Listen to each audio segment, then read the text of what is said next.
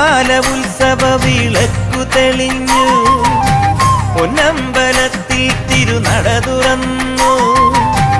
ആറ്റുകാലമ്മതൻ കമനീയ വിഗ്രഹം ആറ്റുനോറ്റിരുന്നു ഞാൻ കാണാനണഞ്ഞു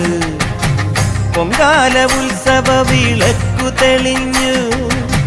പൊന്നമ്പലത്തിൽ തിരുനട തുറന്നു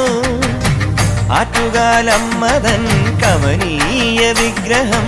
ആറ്റുനോറ്റിരുന്നു ഞാൻ കാണാൻ